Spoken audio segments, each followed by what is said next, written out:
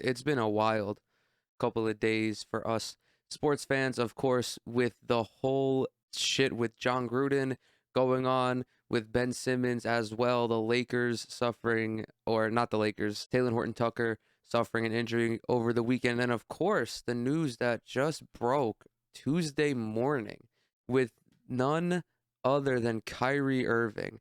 I did not expect to talk about this today.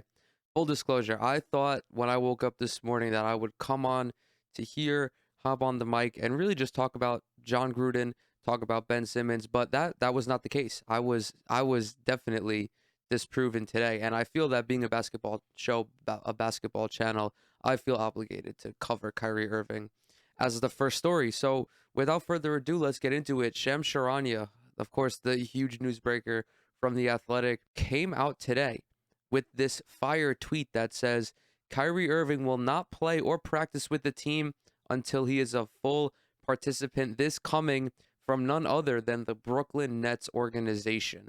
Sean Marks, Joe Tsai, they were the ones who helped make the call on this. Of course, consulting Kevin Durant, consulting James Harden, consulting, pretty much anyone on the team who has a say in things. I'd probably even throw Joe Harris in there as well. Joe Harris is an OG and deserves to have his voice heard. But shortly after breaking that news, and this broke while I was at the gym, so I raced home, got in the shower, got myself all dolled up to come on camera and talk about this with you guys. It says Nets GM Sean Marks' statement on Brooklyn's decision to sit Kyrie Irving until he fulfills the NYC vaccination requirement. Given the evolving nature of the situation and after thorough deliberation, we have decided Kyrie Irving will not play or practice with the team until he is eligible to be a full participant. Kyrie has made a personal decision, and we respect his individual right to choose. Currently, the choice restricts his ability to be a full-time member of the team, and we will not permit any member of our team to participate with part-time availability. It is imperative that we continue to build chemistry as a team and remain true to our long-established values of togetherness and sacrifice. Our championship goals for the season have not changed, and to achieve these goals, each member of the organization must pull in the same direction. We are excited for the start of the season and look forward to a successful campaign that will make the borough of Brooklyn proud. This was a monumental decision for the Brooklyn Nets to make, not necessarily in anything relating to the vaccine, but more so with the player empowerment era. Ever since 2010, 2011ish, maybe even a little bit before that, but it really kicked off when LeBron James decided to go down to South Beach, not re-sign with the Cavaliers. The super team era and the player empowerment era seemingly go hand in hand with one another. And player empowerment is the theory that the players should be allowed to do what they want to do in regards to their employment status. Do they want to go form super teams? Yes. Do they want to lobby their union for a greater percentage of the revenue split? So that way you can have these max contracts that are upwards of 25, 30, 35 million dollars. Should a player be able to go out and get that money? Yes, players should be able to do that. And I have always been pro player. I, to this day, remain pro player. If there is something that a player does that is in his best interest in regards to the sport of basketball, I haven't encountered a situation where I've said otherwise. Even when Kevin Durant went to Golden State, I didn't really understand it as far as a basketball decision. I mean, I did because of how the Golden State Warriors played basketball, but I wasn't like upset about the super team shit because that had been going on. But this scenario is it's just different. This isn't comparable to anything that has happened. This is not player empowerment. If the Nets were to sit around and allow Kyrie Irving to participate in a part-time season, regardless of the fact that he is forfeiting his salary for the games that he's missing, the home games that he's missing, and so on and so forth, this would have been a terrible precedent because this is transcending basketball. And I remember when I talked about Kyrie a couple of weeks ago, I was hesitant to call him a dumbass because I don't think that he is a dumbass. I think that the decision not to get vaccinated is a dumbass decision. But when I was looking at it, at least in comparing him to Bradley Beal, to Andrew Wiggins, to Jonathan Isaac, Kyrie seemed like the least dangerous anti-vaxxer because he's not out there perpetuating misinformation. He's not out there like flagrantly denying science. I mean, he is inherently a science denier by refusing to get the vaccine, But when he did address the media on the Brooklyn Nets media day, he was like, "This is my decision." He really wasn't, like super against getting the vaccine. He of course isn't pro-vaccine by any means, just going by his recent actions. But he wasn't, again, spitting in the face of all the research and development that the scientists have done and the epidemiologists have done. But even still, not getting the vaccine is a selfish act. I 100% acknowledge that. And there should be consequences for it. And this all started because the players' union, for whatever reason, did not want to make a vaccine requirement. And of course, I think some of that has to do with Kyrie Irving being on the leadership team for the players union, but this could have all been avoided if the NBA was like, no, you guys have to get the vaccine. We don't care. This is a public health issue. This is not about you as the individual. This is about us as a collective. And I already went on this tangent when I talked about Kyrie Irving, or at least I think it was when I talked about Kyrie Irving, maybe just like the whole anti-vax movement within the NBA as a whole. And in some places, there should be consequences for you not being able to get the vaccine. I don't have an issue with vaccine mandates being handed out by certain cities or certain governments. Like, you should have some sort of consequence. I don't want you to get to fucking die if you don't get the vaccine. Like, I think that's ridiculous. I'm not out here wishing death on people. But, if a business owner says, oh no, I don't want unvaccinated people coming into my restaurant or into my store, yeah, you have to live with that because you don't want to get the vaccine. The vaccine that is, again, proven to be safe, effective, it fucking works. Now, how do I rework this back into a basketball conversation? It starts with how the Brooklyn Nets feel they can compete without Kyrie Irving, because I still 100% believe that even without Kyrie Irving, the Nets are a championship caliber team. Kyrie just takes them to another level. We can't sit here and not act like Kyrie Irving is not one of the 15 best players in the NBA. This guy 100% makes the Brooklyn Nets significantly better. I don't think any Nets fan in their right mind is going to just act like losing Kyrie does not hurt a little bit, because it does. Ultimately, it sucks that we're not going to watch Kyrie Irving unless something changes. But I'm sure Sean Marks, again, sat down with KD. He sat down with James. I'm sure he even talked to Kyrie and was like, hey, we really don't want to do this, but you're forcing our hand. Like, this is 100% on you, my guy. I don't care about what the New York City government wants to do. Of course, the NBA has a whole list. I don't want to say a whole list, but the one thing that I think is really fucking stupid is that if you're an unvaccinated visiting player to Brooklyn, to New York City, or not to New York, well, obviously to New York City, to Brooklyn, to Manhattan, to San Francisco, to LA, you're allowed to participate as a visitor. Like, you should not be able to.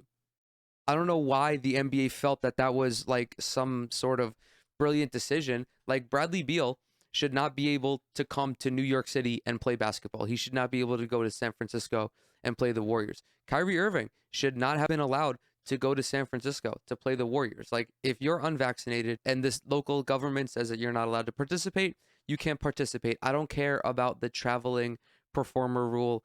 I'm sure Kevin Durant and James Harden were like, look, this is going to be a distraction. As much as we can get on Twitter and, crack jokes and say that it isn't a distraction, it's unnecessary. It's unwarranted negative attention that the team doesn't want to have to deal with as they're getting ready to win a title.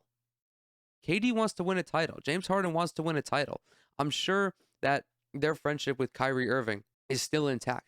But when it comes to business, like, Kevin Durant does not play. He is hell bent on winning a title, winning a finals MVP, just strengthening his resume. And same with James Harden. James Harden is like 32 years old, hasn't really done anything in the playoffs yet. I mean, that's kind of a lie, but hasn't achieved to where he probably felt that he would be at this stage, especially when you look at the kind of player that James Harden is. And after the offseason that Brooklyn had, signing Patty Mills, re-signing Bruce Brown, re-signing Blake Griffin, bringing in Paul Millsap, I'm sure the team assessed the situation and they were like, we can still compete for a title. And if Kyrie wants to be a part-time player, we're not going to allow that because we're confident in our abilities. And I think that's how they came to that decision. I really don't see how it would go any other way. And this is still kind of a developing story. I don't know where it goes from here. I really don't, because Kyrie wanted to be in Brooklyn, which makes it extra weird that he doesn't want to be able to play. Like, just get the shot, dude. Just get the shot. You came here with Kevin Durant to compete. You passed up going to other teams to compete with the Brooklyn Nets because you guys felt that they had the most, I can't find the word here, but you felt that they had the best situation for you two. A team that proved that they were just a couple of guys away from going deep into the playoffs and bringing their first NBA title home. And we saw that even last year. James Harden on one leg, Kyrie Irving out. The Nets were only a handful of shots away from beating the Milwaukee Bucks in the Eastern Conference semifinals. If Joe Harris plays a little bit better, he makes 3 more threes or 4 more threes. We're looking at an entirely different playoffs. I've come on here and I say this every week. It's like the minutia of what happened throughout that series. Of course, Kyrie Irving was a crushing blow, but the Nets were still in it. Kevin Durant put them in it. They were 3 inches away from winning in Game 7. Like, I still don't understand Kyrie's reluctance. And I think ultimately the next progression of this conversation is, well, do you trade him? And I don't think that you trade him because, one, there was already that fucking weird report that I talked about a couple weeks ago where Kyrie Irving would simply retire if traded from the Brooklyn Nets. Again, I was quite skeptical of that report. I felt it was off base. It really didn't make any sense. It came out of nowhere. And again, no one substantiated that claim. So it was kind of just like, okay, well, you're Nick, right? You're just talking just to talk, which I get it. You're trying to create content for your show. I don't hate it. You got to play the game. You got to play the game. You got to play the social media game. But I don't think trading Kyrie Irving solves anything for Brooklyn because his value is way lower. I don't want to say way lower, but his value is a little bit lower seeing all of the hubbub that's surrounding him. And if the Brooklyn Nets are open to trading him, they're desperate. They don't have any leverage in this situation. And we already saw when you're trying to trade for an all NBA caliber player, you're going to have to part with a lot. There are going to be a lot of moving teams involved. You're going to have to give away assets, which you really don't have at this stage. The Brooklyn Nets don't have assets right now. They have guys who are helping them win a championship. Javon Carter is really not an asset in the trade market. But on the flip side, he is integral to what the Brooklyn Nets plan on doing going forward. Cameron Thomas is not really an asset on the trade market at this point because he's a rookie. Although he showed some flashes, I still don't know what kind of minutes this guy's going to do. Bruce Brown really is, well, Bruce Brown might have a little bit of trade value, but the point remains, I'm sure you guys are picking up what I'm putting down. The Nets can't really make a competitive offer to anybody, especially if they're trying to recoup someone in Kyrie Irving's tier when, newsflash, the only other guys in Kyrie Irving's tier are Steph Curry and Damian Lillard. And I don't think the Warriors or the Blazers are planning on trading those guys anytime soon. Oh, of course, Ben Simmons is going to come up in the conversation. Again, you're asking the Nets to part with a lot of things that are just going to wind up making them worse. It's kind of an anomaly that the Brooklyn Nets have their 3 stars coming back for this season, and they were even able to make the roster better with losing Jeff Green as well. It's a testament to Sean Marks's, I don't even know if it's his acumen, his persuasiveness, his business, his how he operates as a business person, but it's an anomaly. That's really the only way that I can describe it. I'm not down to trade Kyrie Irving just yet because the situation is still early. I'm sure that if the Brooklyn Nets either come out looking really good or really bad, well, I mean, if they come out looking really bad, Kyrie could be petty and it's like, well, you don't want me to play in a part-time role. I don't think that would happen. I don't think KD and James Harden would let that fly. But I did see Stephen A talking about how if Brooklyn did trade Kyrie Irving, Kevin Durant wouldn't lose any sleep over it.